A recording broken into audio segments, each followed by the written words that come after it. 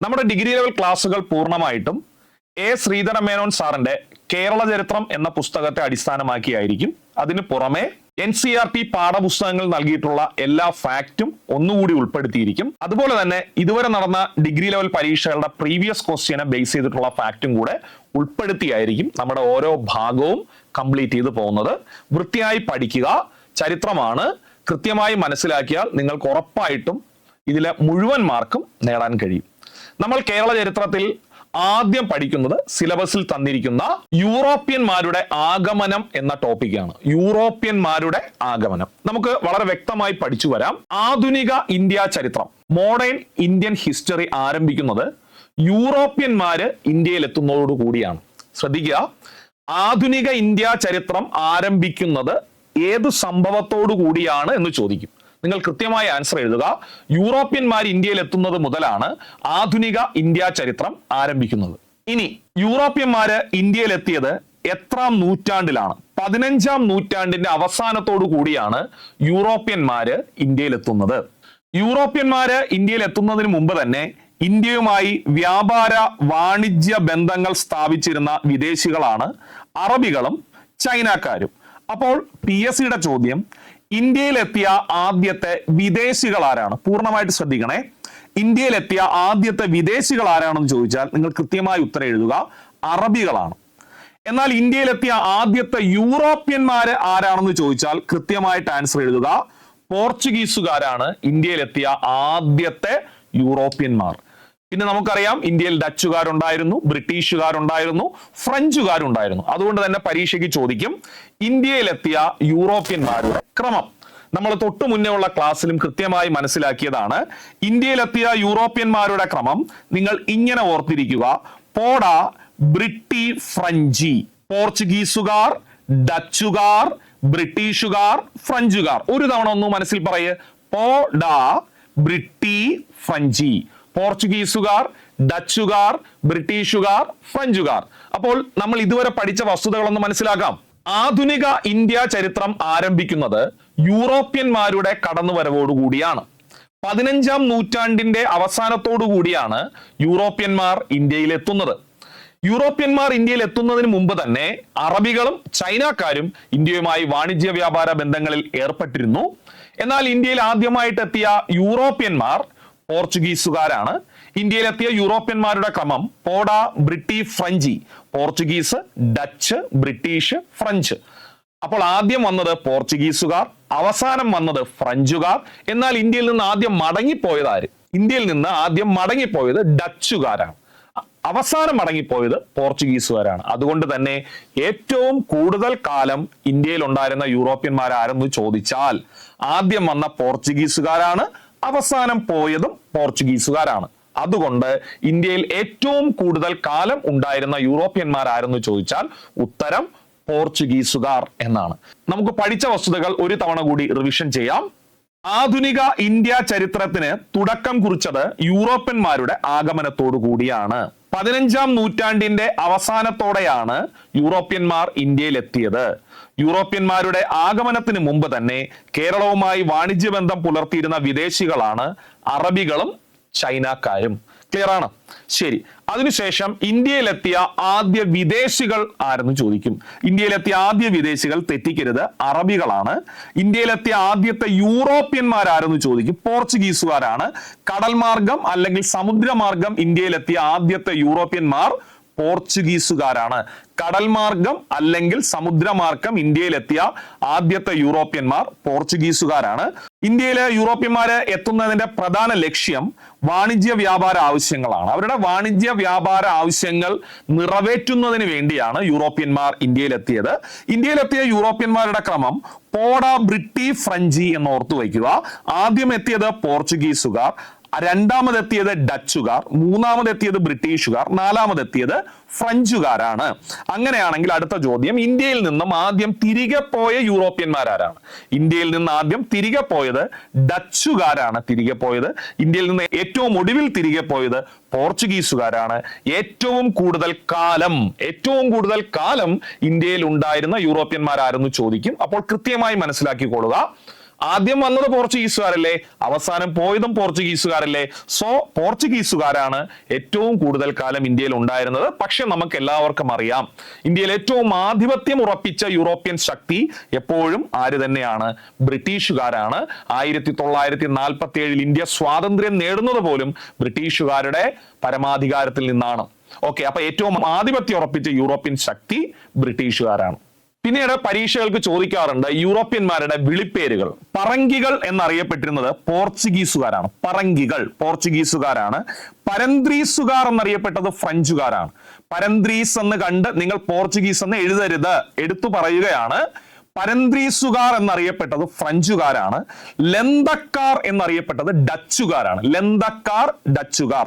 വെള്ളക്കാരെന്നും സീമക്കാരെന്നും അറിയപ്പെട്ടത് ഇംഗ്ലീഷുകാരാണ്. അപ്പൊ ഒന്നുകൂടി, പറങ്കികൾ എന്നറിയപ്പെട്ടത് പോർച്ചുഗീസുകാർ, പരന്ത്രീസുകാർ എന്നറിയപ്പെട്ടത് ഫ്രഞ്ചുകാർ, ലന്തക്കാർ എന്നറിയപ്പെട്ടത് ഡച്ചുകാർ, വെള്ളക്കാർ അല്ലെങ്കിൽ സീമക്കാർ എന്നറിയപ്പെട്ടത് ഇംഗ്ലീഷുകാരാണ്. അതിനുശേഷം യൂറോപ്യന്മാർ ഇന്ത്യയിലേക്ക്. എങ്ങനെയാണ് യൂറോപ്യന്മാർ ഇന്ത്യയിലേക്ക് എത്തിപ്പെടുന്നത്?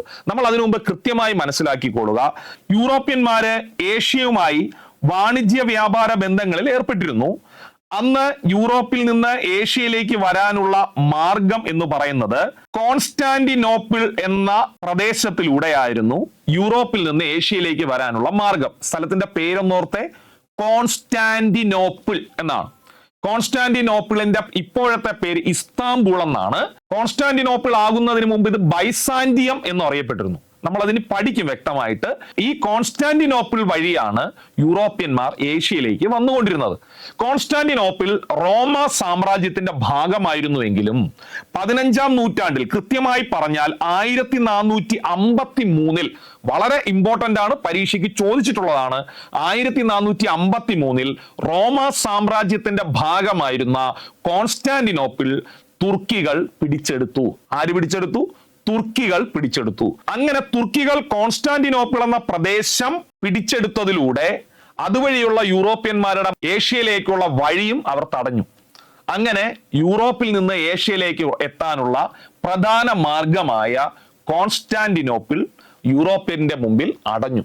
ഇനി മറ്റൊരു മാർഗം കണ്ടെത്തിയാൽ മാത്രമേ ഇന്ത്യ ഉൾപ്പെടെയുള്ള ഏഷ്യൻ രാജ്യങ്ങളിലേക്ക് ആർക്ക് വരാൻ കഴിയൂ? യൂറോപ്യന്മാർക്ക് വരാൻ കഴിയൂ. ഏഷ്യയിൽ എത്തിപ്പെടുക എന്നുള്ള ഒറ്റ ഉദ്ദേശത്തോടു കൂടി അന്നത്തെ പ്രബല ശക്തികളായ പോർച്ചുഗീസുകാരും ബ്രിട്ടീഷുകാരും ഫ്രഞ്ചുകാരും ഡച്ചുകാരും മത്സരിക്കുകയാണ് ചെയ്തത്. എങ്ങനെയെങ്കിലും പുതിയ മാർഗം കണ്ടെത്തി ഏഷ്യയിലേക്ക് എത്തുക. ആ മത്സരം നമ്മൾ വിചാരിക്കുന്നതിലും വളരെ വലുതായിരുന്നു. ആ മത്സരത്തിൽ വിജയം പോർച്ചുഗീസുകാർക്കായിരുന്നു. ഏഷ്യയിലേക്ക് വരാനുള്ള പുതിയ വഴി കണ്ടുപിടിക്കുന്നതിൽ വിജയിച്ചത് പോർച്ചുഗീസുകാരാണ്. അവർ കണ്ടെത്തിയ ആ പ്രധാന മാർഗം അറിയപ്പെടുന്നത് ക്യാപ്പ് ഓഫ് ഗുഡ് ഹോപ്പ് എന്നാണ്. അതെന്താണെന്ന് നമുക്ക് ചർച്ച ചെയ്യാം. കോൺസ്റ്റാന്റിനോപ്പിൾ ഏഷ്യയിലേക്ക് എത്തുന്നതിന് പ്രത്യേകിച്ച് യൂറോപ്യന്മാർക്ക് ഉണ്ടായിരുന്നത് പ്രധാനപ്പെട്ട ഒരു വഴി എന്ന് പറയുന്നത് ഈ സ്ഥലമാണ്. ഇതാണ് കോൺസ്റ്റാന്റിനോപ്പിൾ എന്നറിയപ്പെടുന്നത്. അങ്ങനെ യൂറോപ്പിൽ നിന്ന് ഏഷ്യയിലേക്ക് എത്താൻ ഉള്ള പ്രധാനപ്പെട്ട മാർഗമായി കോൺസ്റ്റാന്റിനോപ്പിൾ 1453 ആര് പിടിച്ചെടുക്കുന്നു? തുർക്കികൾ പിടിച്ചെടുക്കുന്നു. 1453 അങ്ങനെ തുർക്കികൾ കോൺസ്റ്റാന്റിനോപ്പിൾ പിടിച്ചെടുത്തപ്പോൾ നമ്മൾ പ്ലോട്ട് വാങ്ങിയിട്ട് മതിൽ കെട്ടില്ലേ? ചിലപ്പോൾ നമ്മളെ പ്ലോട്ടിൽ കൂടെയുള്ള വഴിയാണെങ്കിൽ ആ വഴി അടച്ചു വയ്ക്കില്ലേ? അങ്ങനെ അവർ കോൺസ്റ്റാന്റിനോപ്പിൾ അടച്ചു വെച്ചതോടുകൂടി യൂറോപ്യൻസിന് ഏഷ്യയിലേക്ക് വരാനുള്ള മാർഗം ഇല്ലാതായി. അപ്പോൾ ഏഷ്യൻ രാജ്യങ്ങളിൽ നിന്നും യൂറോപ്യൻ രാജ്യങ്ങളിലേക്കുള്ള പ്രധാന പ്രവേശന കവാടമായിരുന്നു കോൺസ്റ്റാന്റിനോപ്പിൾ. ചരിത്രപരമായി ബൈസാന്റിയം എന്നറിയപ്പെട്ടിരുന്നു. റോമ സാമ്രാജ്യത്തിന്റെ ഭാഗമായിരുന്നു ബൈസാന്റിയം. ഇപ്പോൾ ഇസ്താംബൂൾ എന്നറിയപ്പെടുന്നു. തുർക്കിയിലുള്ള ഇസ്താംബൂൾ എന്നറിയപ്പെടുന്ന കോൺസ്റ്റാന്റിനോപ്പിൾ. 1453 തുർക്കികൾ കോൺസ്റ്റാന്റിനോപ്പിൾ കീഴടക്കി. ഇത് യൂറോപ്പും ഏഷ്യയും തമ്മിലുള്ള കച്ചവട ബന്ധത്തെ തടസ്സപ്പെടുത്തി. ഈ പശ്ചാത്തലത്തിൽ യൂറോപ്യന്മാർക്ക് കടൽ മാർഗം ഇന്ത്യയിലേക്കുള്ള ഒരു വാണിജ്യ പാത കണ്ടെത്തേണ്ട ആവശ്യകത ഉണ്ടായിരുന്നു, അല്ലെങ്കിൽ ആവശ്യം ഉണ്ടായിരുന്നു. തുടർന്ന് അവർ തമ്മിൽ മത്സരിച്ചു. അവർ പുതിയൊരു വഴി കണ്ടെത്തി. ഏതു വഴി? ഞാൻ ഈ മാർക്ക് ചെയ്യുന്ന ഈ place cape of good hope എന്നാണ്. ശുഭപ്രതീക്ഷ മുനമ്പ്, ക്യാപ്പ് ഓഫ് ഗുഡ് ഹോപ്പ്. ദാ ഇത് ഏത് ഭൂഖണ്ഡമാണെന്ന് കറക്റ്റ് ആയിട്ട് നിങ്ങൾക്ക് സ്ക്രീനിൽ കാണാൻ കഴിയും. ആഫ്രിക്കൻ ഭൂഖണ്ഡം. ദാ ഇവിടെ യൂറോപ്പ്, ദാ ഇവിടെ പോർച്ചുഗീസ്. ഈ പോർച്ചുഗീസുകാരാണ് പുതിയ മാർഗം കണ്ടെത്തിയത്. എങ്ങനെയാണ്? ആഫ്രിക്കയുടെ തെക്കേ അറ്റത്തൂടെയുള്ള വഴിയിലൂടെ സഞ്ചരിച്ച് ഏഷ്യയിലേക്ക് എത്താം. ദാ കൃത്യമായി വരയ്ക്കുന്നത് ഇവിടെ ഇന്ത്യയിൽ എത്തിച്ചേരും. ഇന്ത്യയിൽ എത്തിച്ചേരുക എന്ന് പറഞ്ഞാൽ ഇന്ത്യയുടെ പടിഞ്ഞാറൻ തീരത്ത് എത്തിച്ചേരുന്നു. അതായത് എത്തുന്ന ഏറ്റവും പ്രധാനമായിട്ട് കേരളത്തിന്റെ ആ മേഖലയിലാണ് അവരെത്താൻ ആദ്യം സാധ്യത ഉള്ളത്. അങ്ങനെ ഈ ഒരു വഴി ആര് കണ്ടുപിടിക്കുന്നു? പോർച്ചുഗീസുകാർ. സ്ഥലത്തിന്റെ പേരെന്ത്? ശുഭപ്രതീക്ഷ മുനമ്പ്. മറ്റൊരു പേരെന്ത്? Cape of good hope. ഈ പ്രദേശം പോർച്ചുഗീസുകാർ കണ്ടെത്തി. ഈ വഴി കണ്ടെത്തിയ ആളുടെ പേരാണ് ബർത്തലോമിയ ഡയസ്. തെറ്റിക്കരുതേ, ബർത്തലോമിയ ഡയസ്. ഈ മാർഗം കണ്ടെത്തിയ പോർച്ചുഗീസ് നാവികന്റെ പേര് ബർത്തലോമിയ ഡയസ്. ഈ മാർഗം കണ്ടെത്തി എന്ന് പറഞ്ഞാൽ ഇതുവഴി സഞ്ചരിച്ച് ഏഷ്യയിൽ എത്താം എന്ന് കണ്ടുപിടിച്ചു ആ നാവികൻ. പക്ഷെ എന്ത് ചെയ്തു അദ്ദേഹം? ഈ പോർച്ചുഗീസിൽ നിന്ന് ആഫ്രിക്കയുടെ തെക്കേ അറ്റം വരെ എത്തി, വഴി കണ്ടുപിടിച്ചു. പക്ഷെ പകുതി എത്തിയപ്പോ ശക്തമായ കാറ്റ് വീശി. കൊടുങ്കാറ്റിനെ തുടർന്ന്, പായ്ക്കപ്പലിലാണ് യാത്ര, കൊടുങ്കാറ്റിനെ തുടർന്ന് അദ്ദേഹത്തിന് യാത്ര ചെയ്യാൻ കഴിഞ്ഞില്ല. അദ്ദേഹത്തിന്റെ ശ്രമം അവിടെ അവസാനിച്ചു. പക്ഷെ വഴി കണ്ടുപിടിച്ച് വച്ചേക്കാണ്. അങ്ങനെ ശ്രമം അവസാനിപ്പിച്ചുകൊണ്ട്, എന്നാൽ വഴി കണ്ടെത്തിക്കൊണ്ട് ബർത്തലോമിയ ഡയസ് തിരികെ പോകുന്നു 1488. അപ്പൊ തിരിച്ചു ചെല്ലുമ്പോൾ രാജാവ് ചോദിക്കുന്നു, എന്തുകൊണ്ടാണ് ബർത്തലോമിയ ഡയസ് നിങ്ങൾ യാത്ര പൂർത്തിയാക്കാത്തത്? ബർത്തലോമിയ ഡയസ് പറഞ്ഞു, മാർഗം ഞാൻ കണ്ടെത്തിയിട്ടുണ്ട്, പക്ഷേ കൊടുങ്കാറ്റിനെ തുടർന്ന് എന്റെ പായ്ക്കപ്പലിന് ആ മുനമ്പ് ചുറ്റി അപ്പുറത്തെത്താൻ കഴിയുന്നില്ല. ആ മുനമ്പ് ഡേഞ്ചർ മുനമ്പാണ്, ജീവഹാനി ഉണ്ടാവാൻ സാധ്യതയുള്ള മുനമ്പാണ്. അവിടുത്തെ കാറ്റുകൾക്ക് മുന്നിൽ നമുക്ക് പിടിച്ചു നിൽക്കാൻ കഴിയില്ല എന്ന് രാജാവിനെ അറിയിച്ചപ്പോൾ രാജാവ് പറഞ്ഞത്, ആ മുനമ്പ് ഡേഞ്ചർ മുനമ്പല്ല, നമ്മളൊന്ന് ശ്രദ്ധിച്ചാൽ ഏഷ്യയിൽ എത്താൻ പറ്റുന്ന ഒരു മുനമ്പാണ്. അതായത് നമുക്ക് ശുഭപ്രതീക്ഷ നൽകുന്ന മുനമ്പാണ്. അങ്ങനെ ആ സ്ഥലം പിൽക്കാലത്ത് ശുഭപ്രതീക്ഷ മുനമ്പ് എന്ന പേരിൽ അറിയപ്പെട്ടു. ആഫ്രിക്കൻ ഭൂഖണ്ഡത്തിന്റെ തെക്കു ഭാഗത്തുള്ള മുനമ്പാണ്. 1488 കഥയാണ് ഇപ്പൊ ഞാൻ നിങ്ങളെ പഠിപ്പിച്ചത്. കൃത്യം 9 വർഷം കഴിഞ്ഞ് 1497 ആയപ്പോൾ ഡോം മാനുവൽ എന്ന രാജാവ് പുതിയൊരു നാവികനെ സെലക്ട് ചെയ്യുന്നു. പ്രതീക്ഷാ മുനമ്പ് ചുറ്റി നിങ്ങൾ ഏഷ്യയിൽ എത്തുക.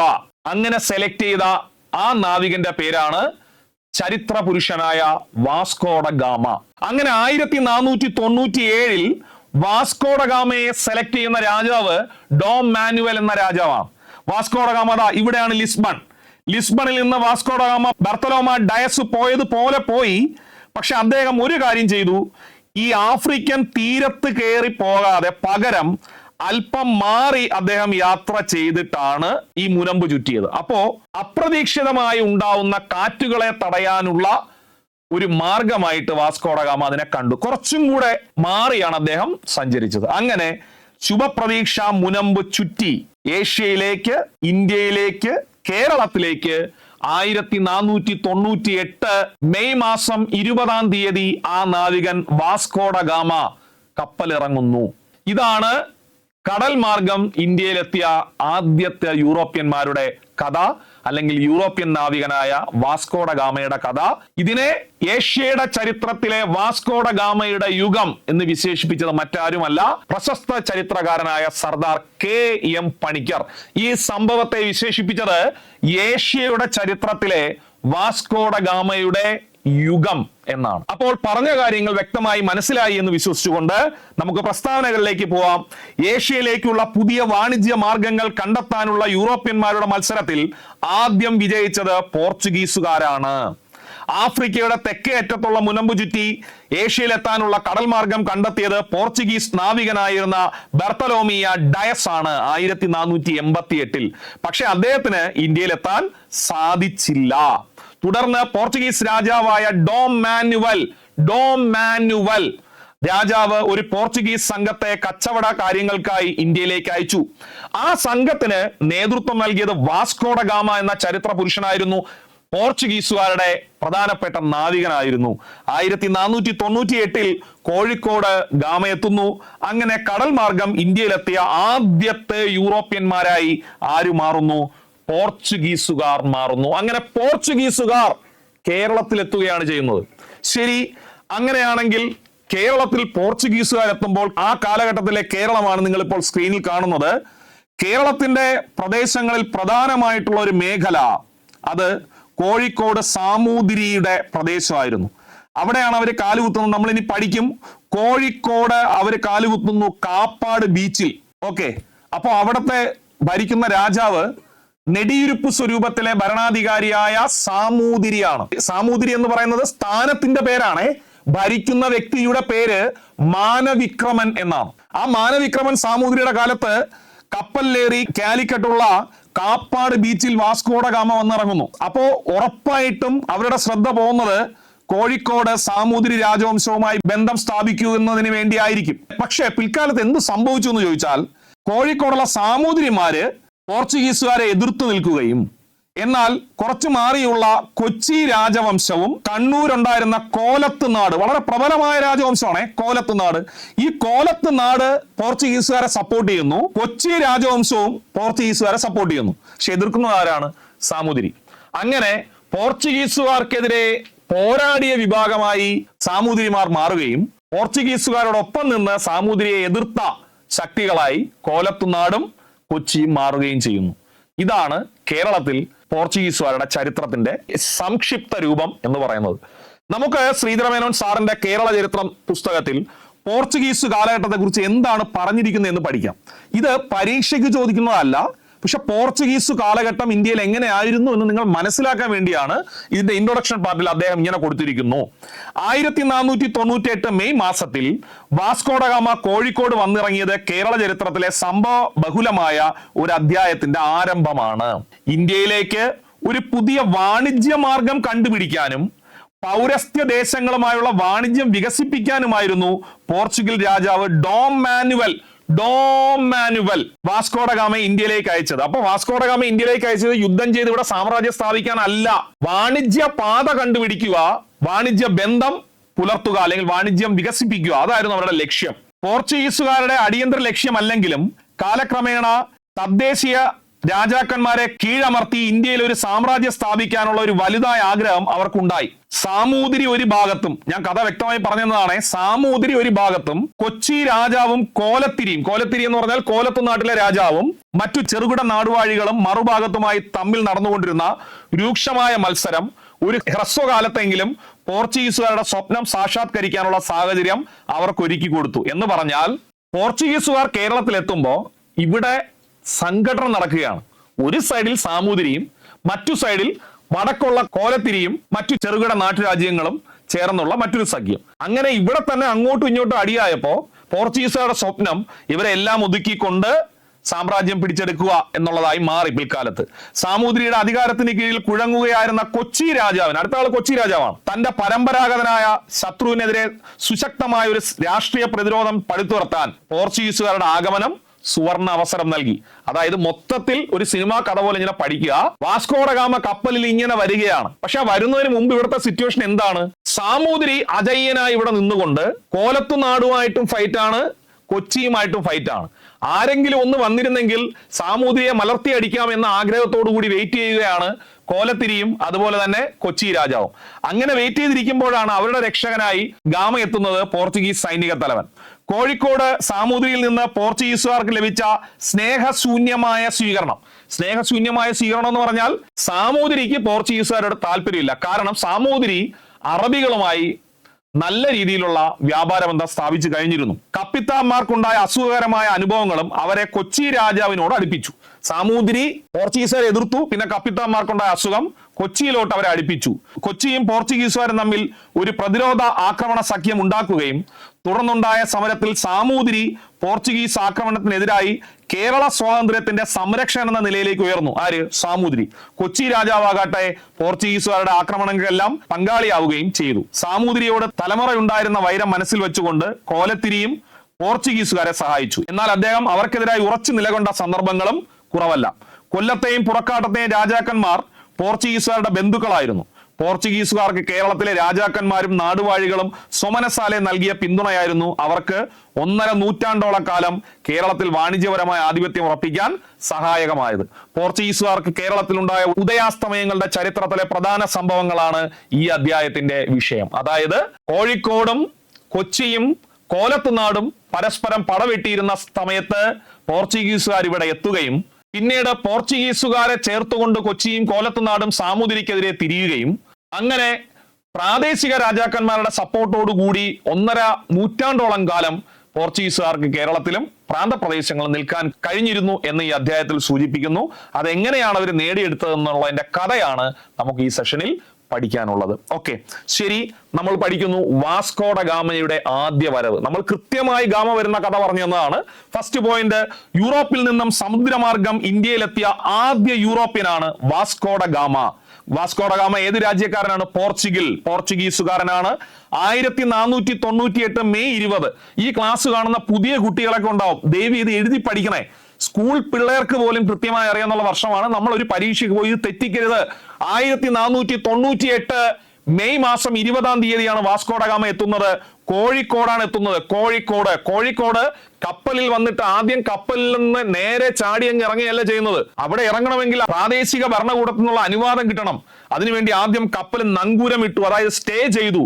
നങ്കൂരമിട്ടത് ചേമഞ്ചേരി പഞ്ചായത്തിലെ പന്തലായിനി കൊല്ലം എന്ന കടപ്പുറത്താണ്. വാസ്കോഡ ഗാമയുടെ കപ്പല് നങ്കൂരമിട്ടത് ചേമഞ്ചേരി പഞ്ചായത്തിലെ പന്തലായിനി കൊല്ലം കടപ്പുറത്താണ്. ചേമഞ്ചേരി പഞ്ചായത്തായത് ഇപ്പോഴാണ്, അപ്പൊ പരീക്ഷയ്ക്ക് ചോദിക്കുക, അതുകൊണ്ടാണ് ചേമഞ്ചേരി പഞ്ചായത്ത് എന്ന് പറഞ്ഞത്. ഇപ്പോൾ ഈ പന്തലായിനി കൊല്ലം കടപ്പുറം മറ്റൊരു പേരിൽ അറിയപ്പെടുന്നുണ്ട്, കൊയിലാണ്ടി. പന്തലായിനി കൊല്ലം കടപ്പുറം അറിയപ്പെടുന്നത് കൊയിലാണ്ടി. ആ പ്രദേശം ഇപ്പോ കൊയിലാണ്ടി എന്ന പേരിൽ കോഴിക്കോട് പ്രശസ്തമായ സ്ഥലമാണ്. എന്നാൽ വാസ്കോഡ ഗാമ കാലുകുത്തിയത്, അല്ലെങ്കിൽ വാസ്കോഡ ഗാമയും കൂടെ ഉണ്ടായിരുന്നവരും ഇറങ്ങിയ സ്ഥലത്തിന്റെ പേര് നമ്മൾ സ്കൂൾ ലെവൽ മുതൽ പഠിക്കുന്നതാണ്, കാപ്പാടാണ് അദ്ദേഹം കാലുകുത്തിയത്. എന്തിനാണ് വാസ്കോഡ ഗാമ വന്നത്? വാണിജ്യ ബന്ധം ആരംഭിക്കുന്നതിന് വേണ്ടി. വ്യക്തമായി പഠിച്ചു. ഇന്ത്യയിലേക്ക് അയച്ച രാജാവ്, വാസ്കോഡ ഗാമയെ ഇന്ത്യയിലേക്ക് അയച്ച രാജാവ് ഡോം മാനുവൽ എന്ന രാജാവാണ്. വാസ്കോഡ ഗാമ പുറപ്പെടുന്നത് ലിസ്ബണിൽ നിന്നാണ്. പോർച്ചുഗീസിലെ ലിസ്ബണിൽ നിന്ന് പുറപ്പെടുന്നു 1497. 3 കപ്പലുകളാണ് ഇവിടെ എത്തിയത്. വാസ്കോഡ ഗാമയുടെ കപ്പൽ സെന്റ് ഗബ്രിയേൽ, പരീക്ഷയ്ക്ക് ചോദിക്കും, വളരെയധികം ശ്രദ്ധിക്കുക. വാസ്കോഡ ഗാമയുടെ കപ്പൽ സെന്റ് ഗബ്രിയേൽ. എന്നാൽ മറ്റു 2 കപ്പലും കൂടെ അനുഗമിച്ചിരുന്നു. ഒന്ന് saint Raphael, 2 saint Berrio. 1 saint Raphael, 2 saint Berrio. ആ സമയത്ത് കോഴിക്കോട് ഭരിച്ചിരുന്നത് സാമൂതിരി രാജവംശമാണ്. ആ രാജവംശത്തിന്റെ പേരാണ് നെടിയുരുപ്പ് സ്വരൂപം. വാസ്കോഡ ഗാമ കോഴിക്കോട് എത്തുമ്പോൾ കോഴിക്കോട് ഭരിച്ചിരുന്ന രാജവംശം നെടിയുരുപ്പ് സ്വരൂപം. ഭരണാധികാരി മാനവിക്രമൻ. കോഴിക്കോട് സാമൂതിരിയിൽ നിന്നും വാസ്കോഡ ഗാമ പ്രതീക്ഷിച്ചത്ര സപ്പോർട്ട് കിട്ടിയില്ല. വാസ്കോഡ ഗാമ എന്തിനാണ് വരുന്നത്? വാണിജ്യത്തിന് വേണ്ടിയാണ്. ഇവിടുന്ന് കാർഷിക ഉൽപ്പന്നങ്ങൾ, പ്രത്യേകിച്ച് കുരുമുളക്, സ്പൈസസ്, അത് അവരുടെ നാട്ടിലേക്ക് കൊണ്ടുപോകാൻ വേണ്ടിയാണ്. പക്ഷേ സാമൂതിരിയിൽ നിന്ന് നല്ലൊരു പിന്തുണ വാസ്കോഡ ഗാമയ്ക്ക് ലഭിച്ചില്ല. അതും പോരാഞ്ഞിട്ട് സാമൂതിരിയുമായി തർക്കത്തിലേക്കും എത്തുകയും ചെയ്തു. തുടർന്ന് അദ്ദേഹം മെയ് മാസമാണ് വരുന്നത്, ഓഗസ്റ്റ് മാസത്തോടുകൂടി കോഴിക്കോട് വിട്ടു. സാമൂതിരി ഒരു രീതിയിലും വാസ്കോഡ ഗാമ ആഗ്രഹിക്കുന്നത് പോലെ അദ്ദേഹത്തോട് അടുക്കുന്നില്ല. സാമൂതിരി എപ്പോഴും ആഗ്രഹിക്കുന്നത് അറബികളുമായുള്ള വാണിജ്യ ബന്ധം നിലനിർത്തുക എന്നുള്ളത് തന്നെയാണ്. സോ അദ്ദേഹം കോഴിക്കോട് വിട്ട് നേരെ വടക്കോട്ട് പിടിച്ചു. നേരെ വടക്കോട്ട് എന്ന് പറഞ്ഞാൽ നേരത്തെ സാമൂതിരിയുമായി അടിപിടി ഉണ്ടാവുന്ന ഒരു നാടുണ്ടല്ലോ, ഏതാണ്? കോലത്തുനാട്. ആ കോലത്തുനാട് എത്തുന്നു. അവിടെ അദ്ദേഹത്തെ കാത്തിരുന്നത് വമ്പിച്ച സ്വീകരണമായിരുന്നു. സ്വീകരണം ഒരുക്കിയത് കോലത്തിരി രാജാവാണ്.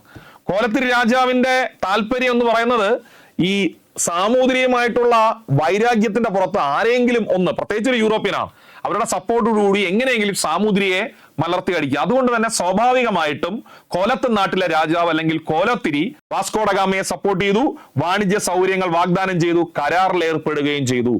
അങ്ങനെ 1498 നവംബറിൽ കണ്ണൂരിൽ നിന്നും പുറപ്പെട്ട് തിരിച്ച് 499 അദ്ദേഹം ലിസ്ബണിൽ എത്തുന്നു.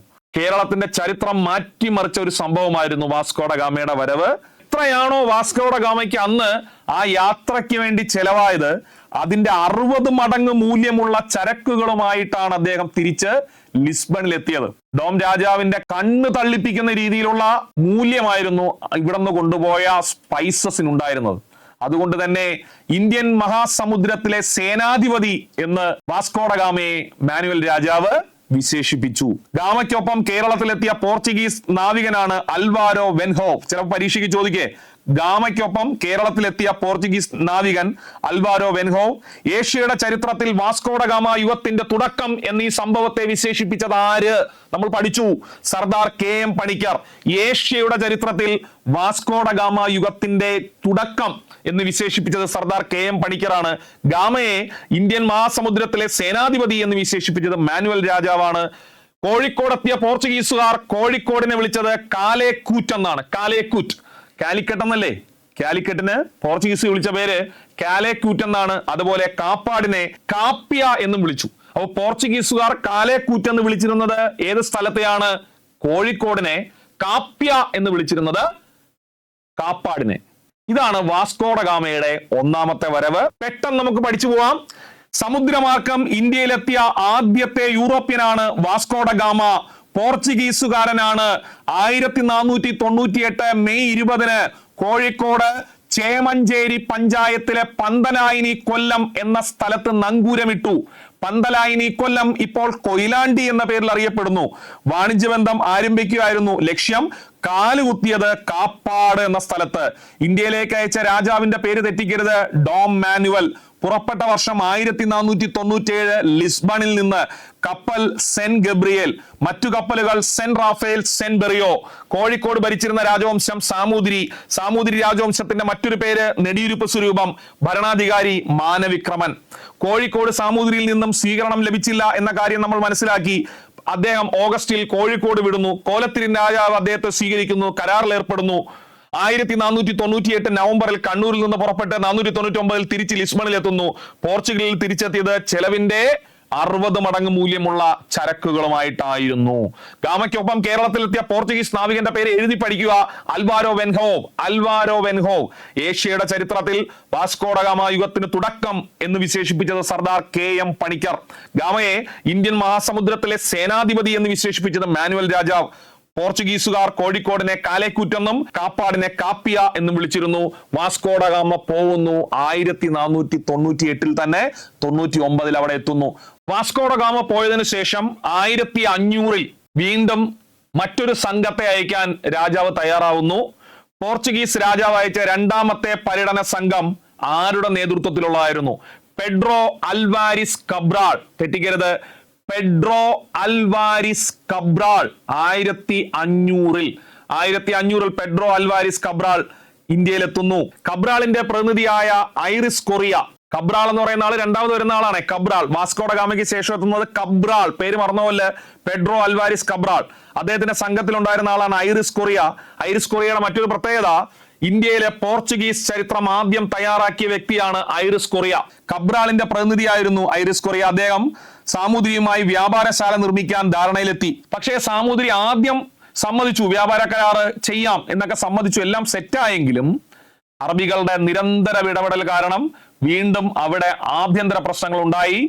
സാമൂതിരി വീണ്ടും പോർച്ചുഗീസുകാർക്കെതിരെ തിരിഞ്ഞു. അപ്പൊ സ്വാഭാവികമായിട്ടും നേരത്തെ വാസ്കോഡ ഗാമ വടക്കോട്ട് പോയി കണ്ണൂരിൽ പോയെങ്കിൽ കബ്രാൾ തെക്കോട്ട് വന്നു. തെക്കോട്ടെന്ന് പറഞ്ഞാൽ മലബാറിന്റെ തെക്കോട്ട്. എവിടെ എത്തി? 1500 ക്രിസ്മസ് സമയത്ത് കൊച്ചിയിലെത്തുന്നു അവര്. അപ്പൊ കൊച്ചിയില് രാജാവ് കാത്തിരിക്കുകയാണ്, എങ്ങനെയെങ്കിലും സാമൂതിരി അടിച്ചിടണം. അതിന് ആരെ സപ്പോർട്ട് വേണം? പോർച്ചുഗീസുകാരുടെ സപ്പോർട്ട് വേണം. കൊച്ചിയിൽ രാജാവ് എല്ലാ പിന്തുണയും കൊടുത്തു. കൊച്ചിയിൽ വ്യാപാര കോട്ട പണികഴിപ്പിച്ചു. പരീക്ഷയ്ക്ക് ചോദിക്കും, കൊച്ചിയിൽ വ്യാപാര കോട്ട പണികഴിപ്പിച്ചത് ആര്? Pedro Alvares Cabral. കൊച്ചിയിൽ വ്യാപാര കോട്ട പണികഴിപ്പിച്ചത് പെഡ്രോ അൽവാരിസ് കബ്രാൾ 1500. തിരിച്ച് അതുപോലെ തന്നെ ഗാമയെ പോലെ തന്നെ ചരക്ക് കയറ്റി അദ്ദേഹം സന്തോഷപൂർവ്വം ഇവിടെ നിന്ന് മടങ്ങുന്നു. 1500 രണ്ടാമത്തെ ആള് കബ്രാൾ വരുന്നു. കോഴിക്കോട് കൊറിയ പോയി സംസാരിക്കുന്നു. സാമൂതിരി സമ്മതിക്കുന്നു. പക്ഷെ വീണ്ടും പ്രശ്നങ്ങളാകുന്നു. അവർ കൊച്ചിയിൽ വരുന്നു. രാജാവ് അവർക്ക് സ്വീകരണം കൊടുക്കുന്നു. കൊച്ചിയിൽ വ്യാപാര കോട്ട പണികഴിപ്പിക്കുന്നു. ചരക്ക് കയറ്റി അദ്ദേഹം തിരിച്ചു പോകുന്നു. വാസ്കോഡ ഗാമയ്ക്ക് ശേഷം എത്തിയ കബ്രാൾ തിരിച്ചു പോകുമ്പോൾ, കബ്രാൾ ഇവിടെ നിന്ന് തിരിച്ചു എന്ന് അറിഞ്ഞ ഉടനെ തന്നെ അവിടെ നിന്ന് ഒരു സംഘത്തെ വീണ്ടും രാജാവ് ഇങ്ങോട്ട് അയച്ചിരുന്നു. ആ സംഘത്തെ നയിച്ച ആളുടെ പേര് ജാവോഡ നോവ എന്നാണ്. ജാവോഡ നോവ എന്ന് പറയുന്നത്, ആദ്യം ഗാമ വരുന്നു. ഗാമയ്ക്ക് ശേഷം കബ്രാൾ വരുന്നു. കബ്രാൾ ഇവിടെ നിന്ന് മടങ്ങി എന്ന് അറിഞ്ഞപ്പോ തന്നെ അവിടെ നിന്ന് ഒരാൾ ഇങ്ങോട്ട് പുറപ്പെട്ടിരുന്നു. ഇദ്ദേഹം എത്തുന്നതിന് മുമ്പ് ആര്? ജാവോഡ നോവ. ഇനി ഇതിനു ശേഷം ഗാമയുടെ രണ്ടാമത്തെ വരവാണ്. അതിനുശേഷം ഗാമയുടെ രണ്ടാമത്തെ വരവ്. അപ്പം ഇദ്ദേഹത്തിന്റെ പേര് മറന്നുപോലെ ചിലപ്പോഴേ കേരളത്തിലെത്തി പോർച്ചുഗീസുകാരുടെ ക്രമം ചോദിക്കും. ആദ്യം വന്നത് ഗാമയാണ്, രണ്ടാമത് വന്നത് കബ്രാളാണ്, മൂന്നാമത് ജാവോഡ നോവ, പിന്നെ വീണ്ടും നമ്മൾ ഇനി പഠിക്കാൻ പോകുന്ന വാസ്കോഡ ഗാമയാണ്. അതിനുശേഷം വരുന്നത് അൽ ബുക്കർക്ക്, അതൊക്കെ നമ്മൾ ഇനി പഠിക്കുവേ.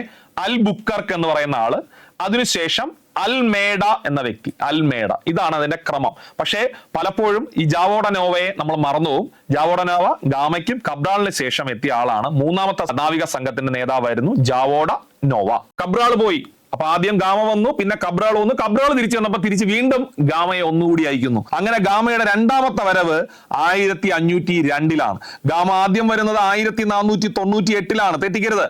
ഗാമ ആദ്യം വരുന്ന 1498, രണ്ടാമത് 1502. ഗാമ കേരളത്തിലല്ല വന്നത്, 5 ദ്വീപ് എന്ന സ്ഥലത്താണ്. അതായത് ഗോവയ്ക്ക് അടുത്തുള്ള ഒരു ദ്വീപാണ് 5 ദ്വീപ്. അങ്ങനെ ഗാമ 5 ദ്വീപിലെത്തുന്നു. 5 ദ്വീപിൽ നിന്ന് പഴയ അദ്ദേഹത്തിനെ സപ്പോർട്ട് ചെയ്ത രാജാവിനെ കാണണം, ആ രാജകുടുംബമായിട്ട് വീണ്ടും സൗഹൃദം പുതുക്കണം എന്ന ആഗ്രഹത്തോടു കൂടി അദ്ദേഹം കണ്ണൂരിൽ വരുന്നു. കോലത്തിരി പഴയതുപോലെ തന്നെയാണ്, ഒരു മാറ്റവും ഇല്ല. ആദരപൂർവ്വം ഗാമയെ സ്വീകരിച്ചു. വീണ്ടും കണ്ണൂരിലെ വിജയം, വീണ്ടും ഗാമയ്ക്ക് ആഗ്രഹം ഒന്നുകൂടി കോഴിക്കോട് പോയി ട്രൈ ചെയ്ത് നോക്കിയാലോ, വ്യാപാരം ശക്തമായാലോ. ഗാമ കോഴിക്കോട് വരുന്നു. കോഴിക്കോട് സാമുദ്രി അപ്പോഴും ഗാമയുടെ അനുഭാവികളോടും എതിർപ്പ് തന്നെയാണ് കാണിച്ചത്. തുടർന്ന് ഗാമയുടെ സംഘം കോഴിക്കോട് നഗരം ആക്രമിക്കുന്നു. ഗാമ 1502 അദ്ദേഹത്തിന്റെ വരവിൽ അദ്ദേഹം കോഴിക്കോട് നഗരം ആക്രമിക്കുന്നു. പക്ഷെ സാമുദ്രി പിടിച്ചു നിൽക്കുന്നു. ഗാമ വീണ്ടും കോഴിക്കോട് നിന്ന് എങ്ങോട്ട് വരുന്നു? കൊച്ചിയിൽ വരുന്നു. കബ്രാൾ ഒരു തവണ വന്ന് സൗഹൃദം ഉണ്ടാക്കി വ്യാപാര കോട്ട പണിയെടുപ്പിച്ചിട്ട് പോയ സ്ഥലമാണ് കൊച്ചി. ഗാമയ്ക്ക് വലിയ സ്വീകരണം ലഭിക്കുന്നു. പഴയതുപോലെ തന്നെ വളരെയധികം ചരക്കും കയറ്റി ഗാമ കൊച്ചി വിടുന്നു. പക്ഷെ കൊച്ചി വിടുമ്പോൾ ഒരു പ്രശ്നം, നിരന്തരം കൊച്ചി രാജാവ് ഈ പോർച്ചുഗീസുകാരുമായി സൗഹൃദത്തിൽ ഏർപ്പെടുന്നതിൽ സാമൂതിരിക്ക് ഒരു താല്പര്യമില്ലായിരുന്നു. ഗാമ പോയ ഉടനെ തന്നെ സാമൂതിരിമാർ ആരെ ആക്രമിക്കുന്നു? കൊച്ചിയെ ആക്രമിക്കുന്നു. അങ്ങനെ ഗാമ 1502 പോയതിനു ശേഷം നടക്കുന്നത് കൊച്ചി കോഴിക്കോട് യുദ്ധമാണ്. കൊച്ചി രാജാവിനും പോർച്ചുഗീസുകാർക്കും തമ്മിൽ വളർന്നു വന്ന സൗഹൃദം കോഴിക്കോട് സാമൂതിരിയെ എപ്പോഴും അസ്വസ്ഥനാക്കിക്കൊണ്ടിരുന്നു. എല്ലാ പോർച്ചുഗീസുകാരെയും കൊച്ചിയിൽ നിന്ന് പറഞ്ഞയക്കണമെന്ന് സാമൂതിരി കൊച്ചി രാജാവിന് സന്ദേശം അയച്ചെങ്കിലും കൊച്ചി രാജാവ് നിരസിച്ചു, താല്പര്യമില്ല എന്ന് പറഞ്ഞു. 1503 കോഴിക്കോട് സൈന്യം കൊച്ചിയെ ആക്രമിച്ചു. കൊച്ചിക്ക് പിടിച്ചിരിക്കാൻ പറ്റിയില്ല. തുടർന്നുള്ള യുദ്ധത്തിൽ കൊച്ചിയിലെ 3 രാജാക്കന്മാർ കൊല ചെയ്യപ്പെട്ടു. യുദ്ധഭയത്തെ തുടർന്ന് കൊച്ചി രാജാവ് അഭയം തേടി. ആ ക്ഷേത്രത്തിന്റെ പേര് ഇളങ്ങുന്നപ്പുഴ ക്ഷേത്രം എന്നാണ്. കോഴിക്കോട് കൊച്ചി ആക്രമിച്ചതിനെ തുടർന്ന് കൊച്ചി രാജാവ് അഭയം തേടിയ ക്ഷേത്രമാണ് ഇളങ്ങുന്നപ്പുഴ ക്ഷേത്രം. തുടർന്ന് കൊച്ചിക്ക് മേൽ സാമൂതിരി ആധിപത്യം നേടി. കൊച്ചിയുടെ ശക്തി ക്ഷയിച്ചുപോയി ഈ സാമൂതിരിയുടെ ആക്രമണത്തെ തുടർന്ന്. അപ്പോൾ കൊച്ചി ഇത്രയും നേരം സപ്പോർട്ട് ചെയ്തുകൊണ്ടിരുന്ന ആരെയാണ്?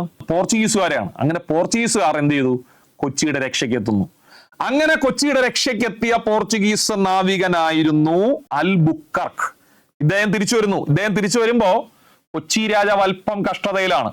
എന്തുകൊണ്ടാണ് കഷ്ടത? കൊച്ചി രാജാവിന്റെ പ്രദേശങ്ങൾ ഭൂരിഭാഗവും സാമൂതിരി ആധിപത്യം ഉറപ്പിച്ചു കഴിഞ്ഞു. അൽബുക്കർക്ക് പറഞ്ഞു, ഒരു രീതിയിലും നമുക്ക് പേടിക്കേണ്ട കാര്യമില്ല, തിരിച്ചടിക്കാം. അങ്ങനെ അൽബുക്കർക്ക് അടുത്ത വ്യക്തിയാണ്. അപ്പോ വാസ്കോഡ ഗാമ വരുന്നു, അതിനുശേഷം കബ്രാൾ വരുന്നു, വാസ്കോഡ ഗാമ വീണ്ടും വരുന്നു, വാസ്കോഡ ഗാമ തിരിച്ചു പോകുന്നു, അവിടെ യുദ്ധം നടക്കുന്നു, കൊച്ചിയുടെ ആധിപത്യം നഷ്ടപ്പെടുന്നു. രക്ഷകനായി കൊച്ചിക്ക് വേണ്ടി അവതരിക്കുന്ന ആള് അൽബുക്കർക്ക്. അങ്ങനെ അൽബുക്കർക്കിന്റെ സഹായത്തോടു കൂടി തിരിച്ച് കൊച്ചി ആധിപത്യത്തിലേക്ക് വരുന്നു. അപ്പോൾ നമ്മൾ പഠിച്ചത് കൊച്ചി കോഴിക്കോട് യുദ്ധം കഴിഞ്ഞുള്ള കാലഘട്ടം. ആ കാലഘട്ടത്തിൽ കൊച്ചിയിലെത്തിയ പോർച്ചുഗീസ് നാവിക വിഭാഗത്തിന് നേതൃത്വം നൽകിയത് ഫ്രാൻസിസ്കോ അൽബുക്കർക്കാണ്. ഫ്രാൻസിസ്കോ അൽബുക്കർക്ക് കൊച്ചിയിലെത്തിയത് 1503 അപ്പോഴാണ് യുദ്ധമൊക്കെ കഴിഞ്ഞിരിക്കുന്നു. പോർച്ചുഗീസ് സൈന്യത്തിന്റെ വരവോടെ കോഴിക്കോട് സൈന്യം പിൻവാങ്ങി. വീണ്ടും കൊച്ചി രാജാവ് ശക്തിയിലേക്ക് എത്തുന്നു. തുടർന്ന് കൊച്ചി രാജാവ് പറഞ്ഞു, നമുക്ക് സന്തോഷമായി, നമുക്ക് നഷ്ടപ്പെട്ടു പോയ സ്ഥലങ്ങൾ അൽബുക്കർക്ക് തിരിച്ചു പിടിച്ചു തന്നിരിക്കുന്നു. അതിന്റെ പ്രത്യുപകാരം എന്ന നിലയ്ക്ക് നിങ്ങൾക്കൊരു കോട്ട പണിയാനുള്ള അനുവാദം ഞങ്ങൾ തരികയാണ്. ആര്? കൊച്ചി കോട്ട പണിയാൻ അനുവാദം കൊടുത്തിട്ട് പണിത കോട്ടയാണ് പള്ളിപ്പുറം കോട്ട. പള്ളിപ്പുറം കോട്ട പണി കഴിപ്പിച്ച യൂറോപ്യന്മാർ പോർച്ചുഗീസുകാർ. അപ്പൊ പള്ളിപ്പുറം എന്ന് എഴുതുമ്പോ പാ വരും. എന്നാൽ പോർച്ചുഗീസ്, ബ്രിട്ടീഷ്, ഫ്രഞ്ച്, ഡച്ച് എന്ന് എഴുതുമ്പോ പാ വരുന്ന ഒരെണ്ണത്തിൽ മാത്രമേ ഉള്ളൂ. ഏതില്?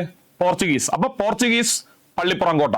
കോഴിക്കോടിന് മേൽ നേടിയ വിജയത്തെ തുടർന്ന് കൊച്ചി രാജാവ് പോർച്ചുഗീസുകാർക്ക് കോട്ട കെട്ടാനുള്ള അനുവാദം നൽകി. ഇതിനെ തുടർന്ന് നിർമ്മിച്ച കോട്ടയാണ് പള്ളിപ്പുറം കോട്ട. കൊച്ചിയിൽ യൂറോപ്യന്മാർ നിർമ്മിച്ച കോട്ടയാണ് പള്ളിപ്പുറം കോട്ട. 1503 പള്ളിപ്പുറം കോട്ട പണിയെടുപ്പിച്ച വർഷം 1503. ഈ കോട്ട പള്ളിപ്പുറം കോട്ട എന്നറിയപ്പെട്ടെങ്കിലും പോർച്ചുഗീസുകാർക്ക് അവരുടെ രാജാവിനുള്ള സ്നേഹം കാരണം അതിന് മാനുവൽ കോട്ട എന്ന പേര് നൽകി. അങ്ങനെ പള്ളിപ്പുറം കോട്ടയുടെ മറ്റൊരു പേരാണ് മാനുവൽ കോട്ട. ഇത് അഴിക്കോട്ട എന്നറിയപ്പെടുന്നു, ആയിക്കോട്ട എന്നറിയപ്പെടുന്നു, കൊച്ചിക്കോട്ട എന്നറിയപ്പെടുന്നു, വൈപ്പിൻ കോട്ട എന്നറിയപ്പെടുന്നു. ഇത് പള്ളിപ്പുറം കോട്ടയാണ്. അപ്പൊ പള്ളിപ്പുറം കോട്ട എന്തിനു പണികഴിപ്പിച്ചു? നഷ്ടപ്പെട്ടു പോയ അധികാരം കൊച്ചിക്ക് വീണ്ടെടുക്കാൻ സഹായകമായത് അൽബുക്കർക്കും സൈന്യവുമായിരുന്നു. അതിന്റെ പ്രത്യുപകാരം എന്ന നിലയ്ക്ക് പോർച്ചുഗീസുകാർക്ക് ഒരു കോട്ട പണിയുവാൻ കൊച്ചി അനുവാദം കൊടുക്കുകയും പോർച്ചുഗീസുകാർ കോട്ട പണിയുന്നു. അതാണ് പള്ളിപ്പുറം കോട്ട. അവരുടെ രാജാവിനോടുള്ള ആദര സൂചകമായി അതിന് മാനുവൽ കോട്ട എന്ന് പേര് കൊടുക്കുന്നു. ആഴിക്കോട്ട എന്നും ആയിക്കോട്ട എന്നും വൈപ്പിൻ കോട്ട എന്നും കൊച്ചിൻ കോട്ട എന്നും എല്ലാം അറിയപ്പെടുന്നത് പള്ളിപ്പുറം കോട്ടയാണ്. പള്ളിപ്പുറം കോട്ട പണി കഴിപ്പിക്കുന്നത് ആരുടെ കാലത്താണ്? അൽബുക്കർക്കിന്റെ കാലഘട്ടത്തിലാണ്. അങ്ങനെ അൽബുക്കർക്ക് കേരളത്തിൽ തുടർന്നു വരുന്നു. അപ്പോ ഇവരുടെ ശക്തി കൂടി വരികയാണ്. ആരുടെ? പോർച്ചുഗീസുകാരുടെ. അങ്ങനെ പോർച്ചുഗീസിലെ അടുത്ത സംഘത്തെ അയക്കുന്നു. അടുത്ത വ്യക്തിയുടെ പേര് അൽമേഡ. അൽമേഡ വരുന്നത് എന്താണ്? വെറും നാവികനായിട്ടല്ല, വൈസ്രോയി ആയിട്ട്. ആദ്യം വരുന്ന viceroy Almeida. Almeida viceroy. Okay, അപ്പോ ഇന്ത്യയിൽ ആദ്യത്തെ പോർച്ചുഗീസ് വൈസ്രോയിയുടെ പേര് ഫ്രാൻസിസ്കോ അൽമേഡ. അൽബുക്കർക്ക് എഴുതല്ലേ? അൽമേഡ. 1505 അൽമേഡ പോർച്ചുഗീസ് വൈസ്രോയെ നിയമിതനാവുന്നത്. അദ്ദേഹം നിർമ്മിച്ച കോട്ടയാണ് സെന്റ് ആഞ്ചലോ കോട്ട. കണ്ണൂരിൽ സെന്റ് ആഞ്ചലോ കോട്ട. സെന്റ് ആഞ്ചലോ കോട്ട നിർമ്മിച്ചത് ഫ്രാൻസിസ്കോ അൽമേഡയാണ്. അൽമേഡ വൈസ്രോയെ ഇരിക്കുന്ന സമയത്ത് സാമൂതിരിയും അറബികളെല്ലാം ചേർന്ന് ഈജിപ്തിൽ നിന്ന് ഒരു സൈന്യത്തെ ഇറക്കി അൽമേഡയെ മറിച്ചിടാൻ ശ്രമിച്ചു. ഈജിപ്തിൽ നിന്ന് എത്തിയ സൈന്യത്തെ നയിച്ച ആളുടെ പേര് മിർ ഹുസൈൻ എന്നാണ്. 1508 അങ്ങനെ 1508 മിർ ഹുസൈന്റെ നേതൃത്വത്തിൽ ഈജിപ്ഷ്യൻ നാവികപ്പട അൽമേഡയെ പരാജയപ്പെടുത്തി. പക്ഷെ ഒരു വർഷത്തിന് ശേഷം അൽമേഡ ശക്തമായി തിരിച്ചടിച്ചു. 1509 അവര് പകരം വീട്ടി തിരിച്ച് സമുദ്രത്തിലുള്ള അവരുടെ ആധിപത്യം ഉറപ്പിച്ചു. അപ്പൊ നിങ്ങൾ ഈ പറയുന്ന പോയിന്റ് വളരെ വ്യക്തമായിട്ടൊന്ന് ശ്രദ്ധിക്കണേ. അതായത് അൽമേഡ വരുന്നത് ചെറിയ പുള്ളിയായിട്ടല്ല, വൈസ്രോയി. വൈസ്രോയി അൽമേഡ 1505 അവർ നിയമിതനാവുന്നത്. സെന്റ് ആഞ്ചലോ കോട്ട അദ്ദേഹം നിർമ്മിച്ചു. പക്ഷേ ഈജിപ്തിൽ മിർ ഹുസൈന്റെ നേതൃത്വത്തിലുള്ള സൈന്യം വന്ന് ഒരു തവണ പരാജയപ്പെടുത്തി. അത് അവർക്കൊരു ഭയങ്കരമായ അപമാനം ഉണ്ടാക്കി 1508. എങ്കിലും ശക്തി മുഴുവൻ ഉപയോഗിച്ച് അവർ ആ സംഘത്തെ തൊട്ടടുത്ത വർഷം പരാജയപ്പെടുത്തി. പക്ഷേ അൽമേഡയ്ക്ക് ഒരു കാര്യം മനസ്സിലായി, സമുദ്രത്തിൽ ആധിപത്യം ഉറപ്പിക്കാതെ ഒരിക്കലും ഈ സാമ്രാജ്യം മുമ്പോട്ട് കൊണ്ടുപോകാൻ കഴിയില്ല. സോ ശക്തമായ നാവിക പട സമുദ്രത്തിൽ ഇറക്കി സമുദ്രത്തിലുള്ള ആധിപത്യം ഉറപ്പിക്കണം. അതിനുവേണ്ടി നാവിക സേനയെ പരമാവധി ശ്രദ്ധിച്ചുകൊണ്ട് അദ്ദേഹം കൊണ്ടുവന്ന പോളിസിയുടെ പേരാണ് ബ്ലൂ വാട്ടർ പോളിസി. തെറ്റിക്കരുത്. ബ്ലൂ വാട്ടർ പോളിസി നടപ്പിലാക്കിയത് ആര്? അൽമേഡ. അൽബുക്കർക്കും ഓപ്ഷനിൽ കാണും, അൽമേഡയും കാണും. Blue water. വാട്ടർ വാട്ടർ അല്ലേ? വാട്ടർ നമ്മൾ മഴ ഓർക്കൂ. മഴ മുകളിൽ നിന്ന് നമ്മുടെ തലയിൽ വീഴും, മേലേ എന്നാണ് മഴ പെയ്യുന്നത്. അപ്പൊ ബ്ലൂ വാട്ടർ പോളിസി എന്ന് പറയുന്നത് വാട്ടർ മേളിൽ നിന്ന് വാട്ടർ വരുന്നേ, മേലേ നിന്നും വാട്ടർ വരുന്നു. അപ്പൊ അൽമേഡ. മേഡ മേളിൽ നിന്ന് വാട്ടർ വരുന്നു. കാരണം ഓപ്ഷനിൽ അൽബുക്കർക്കും കാണും. ബുക്കർക്ക് എഴുതരുത്. അൽമേഡയാണ് ബ്ലൂ വാട്ടർ പോളിസി. അദ്ദേഹം 1509 ഇന്ത്യ വിട്ടു. ഇതിൽ ഏറ്റവും ഇമ്പോർട്ടന്റ് ബ്ലൂ വാട്ടർ പോളിസി നടപ്പിലാക്കിയത് 1509 ആരാണ്? ഫ്രാൻസിസ്കോ അൽമേഡയാണ്. അയാൾ വൈസ്രോയി ആയിരുന്നു. അപ്പൊ എന്താണ് അൽമേഡയുടെ നീലജല നയം, ബ്ലൂ വാട്ടർ പോളിസി? ശക്തമായ നാവികപ്പടയെ വളർത്തിയെടുക്കുന്നതിലൂടെ മേധാവിത്വം സ്ഥാപിച്ച് പോർച്ചുഗീസ് വ്യാപാരം വളർത്തുക എന്ന നയമാണ് നീലജല നയം. ഇത് നടപ്പിലാക്കിയത് പോർച്ചുഗീസ് വൈസ്രോയി ആയിരുന്ന അൽമേഡയാണ്. ശരി, അൽമേഡ ഏത് വർഷം ഇന്ത്യ വിടുന്നു? 1509. അൽമേഡ പോയപ്പോ അടുത്ത വൈസ്രോയി ആയ ആള്, ആദ്യം അൽമേഡയായി, അടുത്ത ആള് അൽബുക്കർക്കാണ്. ബുക്കർക്ക്. അപ്പൊ ബുക്കർക്ക് വരേണ്ട കാര്യമുണ്ടോ? ബുക്കർക്ക് ഓൾറെഡി ഇവിടെ ഉണ്ട്. ബുക്കർക്ക് വന്ന് കൊച്ചിയെ സംരക്ഷിച്ച് പള്ളിപ്പുറം കോട്ട കെട്ടാൻ പോലും കൂടുന്ന ആളാണ് ബുക്കർക്ക്. അയാൾ ഇവിടെ ഉണ്ട്. അപ്പം രാജാവ് പറഞ്ഞു അടുത്ത ബുക്കർക്ക് വൈസ്രോയി ആവ്. അങ്ങനെ ബുക്കർക്ക് വൈസ്രോയി ആയി. രണ്ടാമത്തെ പോർച്ചുഗീസ് വൈസ്രോയി. ബുക്കർക്കിന്റെ കഥ നിങ്ങൾക്ക് അറിയാലോ. കൊച്ചി രാജാവിന്റെ മാനം നഷ്ടപ്പെടാതെ കാത്തു സൂക്ഷിച്ച് സാമൂതിരി സൈന്യത്തെ വരെ അടിച്ചൊതുക്കിയ ആളാണ് ബുക്കർക്ക്. പിന്നെ അത്രയും വർഷത്തെ എക്സ്പീരിയൻസ് ഉണ്ട്. സോ ബുക്കർക്ക് തീരുമാനിച്ചു പോർച്ചുഗീസിന്റെ സാമ്രാജ്യം ഇവിടെ സ്ഥാപിക്കണം. ഇന്ത്യയിൽ പോർച്ചുഗീസ് സാമ്രാജ്യം സ്ഥാപിച്ചു. ആരാണ്? അൽബുക്കർക്ക്. അപ്പൊ അതായത് ഇത് ഇന്ത്യയാണ്, ഇവിടെ അവരുടെ സാമ്രാജ്യം അങ്ങ് ബുക്ക് ചെയ്തിട്ട് ഇനി നമ്മുടെ സാമ്രാജ്യമാണ്. അങ്ങനെ ബുക്ക് ചെയ്തിട്ട ആള് ബുക്കർക്ക്. അപ്പൊ സാമ്രാജ്യം സ്ഥാപിച്ചത് അൽമേഡ അല്ല, ബുക്ക് ചെയ്തിട്ട ആളാണ്. ബുക്ക് ചെയ്തിട്ട ആളാരാണ്? ബുക്കർക്ക്. ഇതാണ് നമ്മുടെ സാമ്രാജ്യം എന്ന് പറഞ്ഞ് ബുക്ക് ചെയ്യും. അതാണ് അൽബുക്കർക്ക്. ഓക്കെ, അദ്ദേഹമാണ് ആസ്ഥാനം കൊച്ചിയിൽ നിന്ന് ഗോവയിലേക്ക് മാറ്റാൻ തീരുമാനിച്ചത്. ഇതാണ് PSCയുടെ ചോദ്യം. പക്ഷെ മാറ്റിയത് നൈനോ ഡോ കുൻഹ എന്ന വ്യക്തിയാണ് തലസ്ഥാനം മാറ്റിയത്. പക്ഷെ മാറ്റാൻ തീരുമാനമെടുത്തത് അൽബുക്കർക്കാണ്. PSC ചോദിക്കുന്നത് കൊച്ചിയിൽ നിന്ന് ഗോവയിലേക്ക് മാറ്റിയത് ആരെന്ന് ചോദിച്ചിട്ട് അൽബുക്കർക്കിനെ കൊടുക്കൂ. അൽബുക്കർക്ക് ഓപ്ഷനിൽ ഇല്ല എന്ന് വെച്ചോ എങ്കിൽ ഈ പേര് കാണും, നൈനോ ഡോ കുൻഹ. നൈനോ ഡോ കുൻഹ ഈ ഭരണാധികാരിയാണ് ഗോവയിലേക്ക് ആക്ച്വലി തലസ്ഥാനം മാറ്റിയത്. പക്ഷെ ആ തീരുമാനം കൈക്കൊണ്ടത് അൽബുക്കർക്കാണ്. 1513 അൽബുക്കർക്ക് സാമൂതിരിയുമായി വർഷങ്ങൾക്ക് ശേഷം, അവരറിയാലോ ആദ്യം മുതലേ സാമൂതിരിയായിട്ട് അടിയായിരുന്നെങ്കിലും അവസാനം സാമൂതിരിയുമായിട്ട് സന്ധിയിൽ ഒപ്പുവയ്ക്കുന്നു. കണ്ണൂർ സന്ധി 1513 പോർച്ചുഗീസുകാരും സാമൂതിരിയും തമ്മിൽ ഒപ്പുവയ്ക്കുന്ന ഒരു ഉടമ്പടിയാണ് കണ്ണൂർ സന്ധി 1513. അപ്പം രണ്ടാമത്തെ പോർച്ചുഗീസ് വൈസ്രോയി ആണ് അൽബുക്കർക്ക്. പോർച്ചുഗീസ് സാമ്രാജ്യം സ്ഥാപിച്ചത് അൽബുക്കർക്കാണ്. ആസ്ഥാനം കൊച്ചിയിൽ നിന്ന് ഗോവയിലേക്ക് മാറ്റാൻ തീരുമാനിച്ചു. പക്ഷെ മാറ്റിയത് നൈനോ ഡോ കുൻഹ എന്ന വ്യക്തിയാണ്. 1513 സാമൂതിരിയുമായി കണ്ണൂർ സന്ധിയിൽ ഒപ്പുവയ്ക്കുന്നു. ഇനി അൽബുക്കർക്കിന്റെ ഭരണപരിഷ്കാരം, ഇന്ന് പഠിക്കുന്നതിലെ ഏറ്റവും ഇമ്പോർട്ടന്റ് ആയ കാര്യം, അൽബുക്കർക്കിന്റെ ഭരണപരിഷ്കാരം ഇന്ത്യക്കാരെ സൈന്യത്തിൽ ചേർത്തു. സാമ്രാജ്യം കൊണ്ടുവരുന്ന ആളാണ്. 2 വിദ്യാലയങ്ങൾ സ്ഥാപിച്ചു ഇന്ത്യയിൽ. 3 പുതിയ നാണയങ്ങൾ കൊണ്ടുവന്നു അൽബുക്കർക്ക്. സതി നിരോധിച്ചു. വളരെ ഇമ്പോർട്ടന്റ് ആണ്. സതി നിരോധിച്ച പോർച്ചുഗീസ് വൈസ്രോയി ആര്? അൽബുക്കർക്ക്. സതി എന്ന ആചാരം നിരോധിച്ച വൈസ്രോയി അൽബുക്കർക്ക്. നീതി പരിപാലനം, നീതി വ്യവസ്ഥ ശക്തമാക്കി. മിശ്ര കോളനി സമ്പ്രദായം അഥവാ സങ്കരവാസ സങ്കേതങ്ങൾ, മലയാളത്തിൽ ഇങ്ങനെ കൊടുത്തേക്കും, മിക്സഡ് കോളനി സിസ്റ്റം, മലയാളത്തിൽ സങ്കരവാസ സങ്കേതങ്ങൾ എന്ന് പറഞ്ഞു. അതായത് ഇവിടെ പോർച്ചുഗീസുകാരുടെ ആധിപത്യം അല്ലെങ്കിൽ സാമ്രാജ്യം സ്ഥാപിക്കണമെങ്കിൽ എല്ലാവരും പോർച്ചുഗീസ് വംശജരായി മാറണം. അതിനുവേണ്ടി ഇവിടെയുള്ള പോർച്ചുഗീസുകാരോട് പറഞ്ഞു, ഇന്ത്യക്കാരായ യുവതികളെ വിവാഹം കഴിച്ച് പോർച്ചുഗീസിന്റെ വംശം നിലനിർത്താൻ എല്ലാവരും ശ്രദ്ധിക്കുക.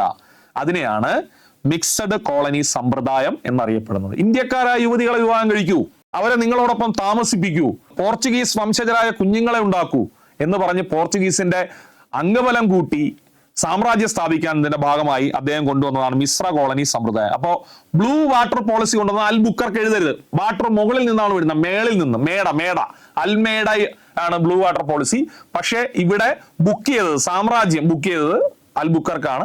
അതുപോലെ തന്നെ മിക്സഡ് കോളനി സിസ്റ്റം കൊണ്ടുവന്നത് അൽബുക്കർക്കാണ്. 1515 അദ്ദേഹം അന്തരിച്ചു. അദ്ദേഹത്തിന്റെ പിൻഗാമിയായി വന്ന ആളാണ് ലോപ്പോസോറസ്. ആരാണ്?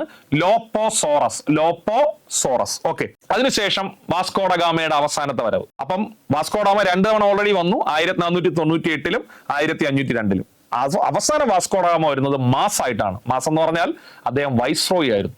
ആദ്യം സ്ഥലം കണ്ടെത്തിയ വ്യക്തിയാണ്, ആദ്യം ഇവിടെ സമുദ്രമാർഗം എത്തിയ വ്യക്തിയാണ്. പക്ഷെ മൂന്നാമത് വരുന്നത് വൈസ്രോയി ആയിട്ടാണ്. 1524 വാസ്കോഡഗാമ വരുന്നു. 1524 ഡിസംബർ 24 അദ്ദേഹം കൊച്ചിയിൽ വെച്ച് അന്തരിക്കുന്നു. വാസ്കോഡഗാമ അന്തരിച്ചത് പഠിക്കാൻ എളുപ്പമാണ്. 24 ഡിസംബർ 24 1524 ഡിസംബർ 24. 24ന്റെ പകുതിയല്ലേ 12. 12ാമത്തെ മാസം ഏത്? ഡിസംബർ. അപ്പൊ ഇനി ആലോചിച്ച് നോക്കുക, 24 12 24. അപ്പൊ എങ്ങനെ? 1524 ഡിസംബർ എന്ന് പറഞ്ഞത് 12 ആണ്. അടുത്ത വീണ്ടും 24. 1512 ഡിസംബർ 24 അദ്ദേഹം അന്തരിച്ചു. അദ്ദേഹത്തിന്റെ സംസ്കാരം നടന്നത് സെന്റ് ഫ്രാൻസിസ് പള്ളിയിലായിരുന്നു. സെന്റ് ഫ്രാൻസിസ് പള്ളിയിൽ സംസ്കരിച്ചു. പോർച്ചുഗീസുകാർ ഇന്ത്യയിൽ പണിത ആദ്യത്തെ പള്ളിയാണ് സെന്റ് ഫ്രാൻസിസ് പള്ളി. പരീക്ഷയ്ക്ക് ചോദിക്കും, പോർച്ചുഗീസുകാർ ഇന്ത്യയിൽ പണിത ആദ്യത്തെ പള്ളി ഏതാണ്? സെന്റ് ഫ്രാൻസിസ് പള്ളി. അവരുടെ നിർമ്മാണ ശൈലിയിലാണ് അത് പണിതത്. അവരുടെ നിർമ്മാണ ശൈലി അറിയപ്പെടുന്നത് ഗോതിക് ശൈലി എന്നാണ്. ഗോതിക് ശൈലി ഏത് യൂറോപ്യൻ സ്റ്റൈലാണെന്ന് ചോദിച്ചാൽ പോർച്ചുഗീസ് നിർമ്മാണ ശൈലിയാണ്. ഗാമയുടെ മൃതശരീരം 1539 ലിസ്ബണിലേക്ക് കൊണ്ടുപോയി. പിന്നീട് അദ്ദേഹത്തിന്റെ മൃതശരീരം സംസ്കരിച്ചത് ജെറോണിമസ് കത്തീഡ്രലിലാണ് അദ്ദേഹത്തിന്റെ മൃതശരീരം പിന്നീട് സംസ്കരിച്ചത്. വാസ്കോഡഗാമയുടെ പിൻഗാമിയായി ഇവിടെ അവരോധിക്കപ്പെട്ടത് ഹെൻറിക് മെനസസ് ആണ്. ഹെൻറിക് മെനസസ് വാസ്കോഡഗാമയുടെ പിൻഗാമിയായി. വാസ്കോഡഗാമ എന്നൊരു സ്ഥലമുണ്ട്. വാസ്കോഡഗാമ എന്ന സ്ഥലം സ്ഥിതി ചെയ്യുന്നത് ഗോവയിലാണ്. അപ്പൊ വാസ്കോഡഗാമ അവസാനമായി ഇന്ത്യയിൽ എത്തുന്നത് 1524 1524 ഡിസംബർ 24 അദ്ദേഹം അന്തരിക്കുന്നു. സെന്റ് ഫ്രാൻസിസ് പള്ളിയിൽ അദ്ദേഹത്തെ സംസ്കരിച്ചു. ആ പള്ളി ഇന്ത്യയിൽ പോർച്ചുഗീസുകാർ പണിത ആദ്യത്തെ പള്ളിയാണ്. ഗോതിക് ശൈലിയിലാണ് പള്ളി പണിയെടുപ്പിച്ചത്. 539 മൃതശരീരം ലിസ്ബണിൽ കൊണ്ടുപോയി. ജെറോണിമസ് കത്തീഡ്രലാണ് അദ്ദേഹത്തിന്റെ മൃതശരീരം ഇപ്പോൾ സംസ്കരിച്ചിരിക്കുന്നത്. വാസ്കോഡഗാമയുടെ പിൻഗാമി ഹെൻറിക് മെനസസ് ആണ്. വാസ്കോഡഗാമ എന്ന സ്ഥലം സ്ഥിതി ചെയ്യുന്നത് ഗോവയിലാണ്.